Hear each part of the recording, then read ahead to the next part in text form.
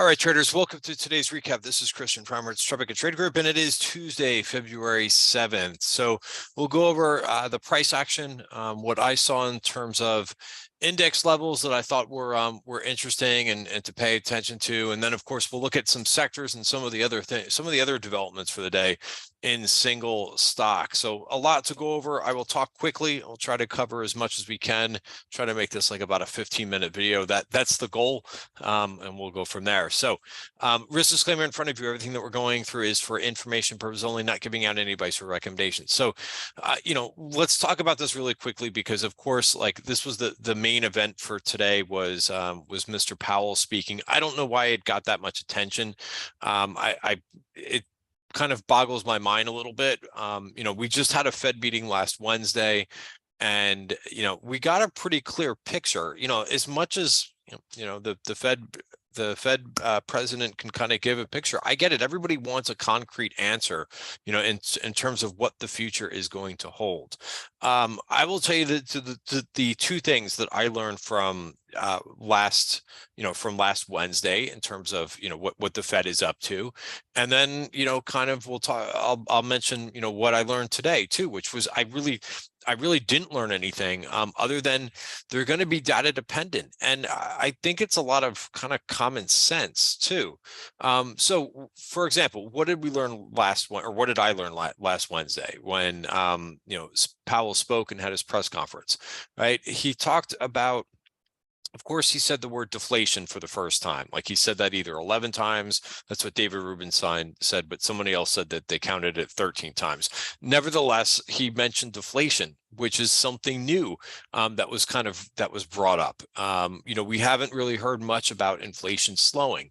So, for him to mention that several times, they are realizing that some of the data that's coming out, the CPI reports, some of the other reports that are coming out, right, are showing that inflation is slowing. Now, does he have a crystal ball? Do we have a crystal ball and know that inflation is going to stay down? We don't. And I think, that's their job to make sure that, if it starts to raise up again, they're going to have to act. We went over in yesterday's video that the CPI report is what the expectations are is for a half a percent is what they're looking for an increase, which is much bigger than the last hike. Much bigger than the last report, which came in negative 0.1, right? You can review yesterday's video for that. But so the other thing that he's mentioning is that the labor market is continuing to be tight and they might have to raise rates a couple more times, right? And so what we kind of learned from, and this kind of happened as well on Friday with the jobs report, as well as the ISM non-manufacturing came in better than expected, right? But those were the two big things that happened on Friday, not just the jobs report. And that kind of shifted the rates because a tighter jobs market, which is, a big component of how they measure inflation is what wages are doing. So if that continues to be a really, really strong jobs report, then it could be that you're going to get more rate hikes. So, we went over this yesterday, but it's good to kind of look at it again after Powell speaks to see if there's any change, right? The rate did change. It was at 4.89 about a week ago before the Fed, and now it's up to 5.15. So the market has been adjusting. And one of the points that I made today was that, hey, the market's already adjusted to to what Powell has said. Now we'll see if there's any new information. So of course, the market moved all over the place and there was whipsaw price action, but he didn't backtrack from that, saying the deflation and so forth. But, why would he? I mean, inflation has been coming down.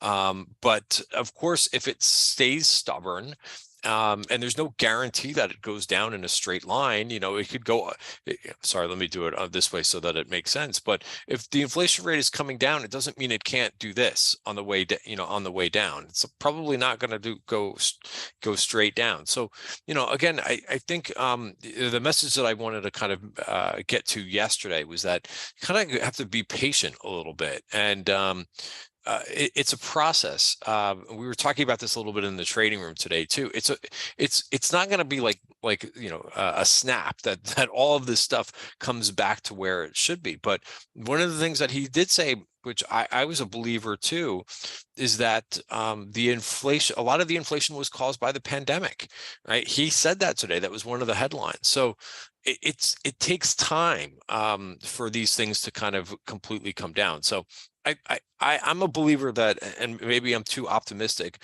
that it will work out, that inflation will come down to somewhere between 2 to 4%.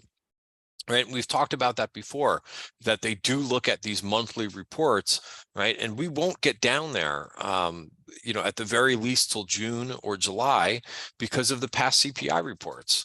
Right. And again, in case you haven't seen this video from me, so let me bring up the next. So here's the next CPI report, by the way, 0.5, right? But if you bring up the months over months, which is how they do it, again, you could argue that this isn't the way that they should do it, but look at the last, the last report was negative 0.1, right? We have a couple 0.4s in there, but this, it's not going to come down until these things roll off. Right. And that means that you're going to need to get to basically June, July for the 1.2, the 1%. But that's how they measure it. It's the change. It's the change in inflation. It's not the overall, level of inflation. It's the inflation change. So again, when you're measuring year over year, you've got 12 months behind you. As 1 month goes by, 1 month goes by, the next one will come off. It'll be 0.6, 0.8, 1.2. So anyway, let me get off this subject, because you can go around and around with people. That's what happens on Twitter, is that people just want to argue. Let's talk about, if you didn't listen to Powell, right, today, you could have just watched the price action. And if you're using volume at price, as we use with the TTG Market Webs, right, we rose right up here and we went fast, a breakout of value, but we ran right into, previous resistance. And usually, usually how I think how normally things would go is that you would take this out and kind of digest. And why I was a little bit surprised, because again, nothing is 100%. So this was a great place if you got long earlier in the day to take profits. I didn't think that the bottom would fall out like this and we would retrace the whole move, but it is what it is. That's sometimes how whippy the days are when there's a Fed meeting. Or this wasn't a Fed meeting, obviously, today. Fed Chair Powell just spoke today, but you can get a whippy move like this. So I thought that was interesting. And we talked about it in the I mentioned in the room that, hey, be careful, this thing has gotten taken out. Now again, I would have thought that we would have just kind of sat back here for a little bit until Powell's speech was done, but so what caused this move back up there? I don't know. And the one takeaway that you could kind of, think about, of course, besides the intraday whippy moves, is that there could just be a lot of funds that are just waiting for, now that you had that information out, they were kind of waiting to buy a little bit. That's what we've kind of seen so far this year. Is I believe that there's a lot of funds that are under positioned, right? And that's why we're seeing these dips being bought, right? If you came into the beginning of this year as what many of these broker dealers, their analysts from the broker dealers were telling you, that the first half of this year was supposed to be horrible, then you probably lowered your allocation to equities, as well as all that tax loss selling that happened at the end of the year. Well, those institutions have to pick and choose when they're going to, come back into the market, right? So things like this tell me that funds are still under positioned, even though the rally that we've seen so far this year.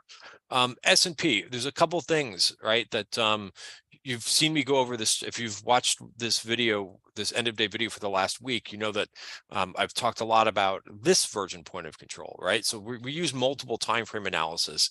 I basically use the weekly chart, the daily chart, the 1 hour chart, and for intraday type moves, I look at the 5 minute, right? Because the weekly chart will give us a value area for the whole year. The daily chart, which you have up in front of you, will give you a value area for the month. A 1 hour chart will give you a value area for the week, and a 5 minute chart will give you the value area for the day. Okay. And again, if you go back to the, sorry, just to rehash here just for a second, but if you go back to this, right, this where we hit that resistance was just yesterday's value area, and it left a virgin point of control because price didn't even go through the value area yesterday, right? And it left behind a virgin point of control because this was where the majority of volume happened back on Friday. Okay, so that's why when we came back up and revisited it, that's overhead supply. Okay, let's go back to the S&P chart. So you've heard me talk about this, right? That the last place where we got to was overhead supply, right? Notice here is the same thing, right? There's the point of control for this period. And we hit overhead supply, price got rejected there, right? Very, very logical when using volume at price. Now, I said that if we lose the 5-day moving average, the next thing that we would probably do is revisit 40.71. Well, we held on to that 5-day moving average and of course had that intraday volatility. What about the 1-hour chart? I mentioned this is the value area for the week. It's based on last week's volume at price, right? Notice that this is giving us a resistance level to watch for tomorrow. We hit this earlier in the day, got rejected. We hit it again right at the end of the day. So 41.74 is a pretty valid resistance level. Again, short-term stuff, right? It's just for this week. And then we also have that 4209.75 virgin point of control. Notice how close we got to this last week and didn't take it out, right? Very interesting. Where is this virgin point of control coming from? Well, it's so old. I've got 180 days on here. So Thinkorswim doesn't like when it's this old, but it's all the way from back here. And notice back in here, we almost took this out. So again, the market remembers where there's this high volume, right? And so it'll be interesting to see what happens if we can get back above 41.74 and 42.09. All right, so that's the indices. Let's talk a little bit about let's go back and we'll talk about stocks here for just a minute, in some sectors. Well, believe it or not, the best performing group today was energy. Energy had a nice move. And, when I do these end of day videos and also, when I'm talking about different groups and rotations and different sectors, right? I always try to, give you the view that I see, but I always have to be careful because things can change and they can change very rapidly, right? My original thinking was, we've seen consumer staples, we've seen healthcare, big cap pharma, we've seen utilities break down, right? A lot of the defensive value areas, and energy was just kind of hanging out. And I thought energy might be the next one to kind of go to the downside. But look at what happened in crude today. Speaking of virgin point of control, right? This thing touched 72.37 and rebounded all the way up to 77. So, crude keeps saying, hey, I'm not done yet. It keeps looking very slippery to me. It broke below this, and I don't know if this could be a false breakdown. Right. And it gave some momentum to energy stocks. What I was looking at in particular in energy stocks where it was a group that I've gone to a couple times in 2022. I'm not sure if I've traded them a lot in 2023, but the refiners, right? So Valero, right? And again, this is coming into support, found support right at 129.64. Right. Another name that I traded a lot last year was MPC, which is another refiner. Right. This to me looks very interesting. Right. And again, it's nice because these are all into support for the most part, especially that Valero was. I don't know why Thinkorswim is taking so long here. But if you're looking for for a trade in energy, right, as long as you have a defined stop that's close by, and I would say if energy's strong again tomorrow, I think MPC is not a bad play versus 121 support, right? It's only $1 away, right? Moving into the value area like that, right? And also notice that it found the 50-day moving average and held. Again, so I'm not sure that I would want to be in these for like longer than a day or a couple days, but and MPC is one of these names that has had good earnings now a couple times. All right. Another one I see people talking about is another smaller refiner. This is Par Pacific Holdings. This also looks pretty good. Right. This one did not have earnings yet, but it held the 20-day moving average pretty well. So again, you could find some momentum plays. I actually went long some. I did take advantage of one that I've traded a couple times, even though it didn't do what I wanted it to do at the end of the day. This is YPF, and for now I hung on to it. All right, so that was your best group. Next best, if you listen to my videos a lot, you know that I've been very bullish or have gotten bullish on the semiconductors. Right, look at what Skyworks did today. This is really impressive. Is a 12%. I looked at this. Would I buy this here? No, I wouldn't, because it has resistance. It has top of value resistance. Now, it's not to say that it can't get through that resistance, but I would really pay attention to that, basically round up 123 level. All right. Another one that I find very interesting is NVIDIA too. And this is trying to break through resistance too. That's 219.26, and we're currently above that in NVIDIA. Right. And you would think with all this AI talk that, they do have chips that kind of, help that type of field, but it just has a lot of overhead supply. Right. So there's 221 as well. If it can get through that, 241 is the next level. Right. And then, of course, there's AMD, which I like here. It had the earnings pop. It's digested back to the 5-day moving average. Right. And it could be, trying to get going again.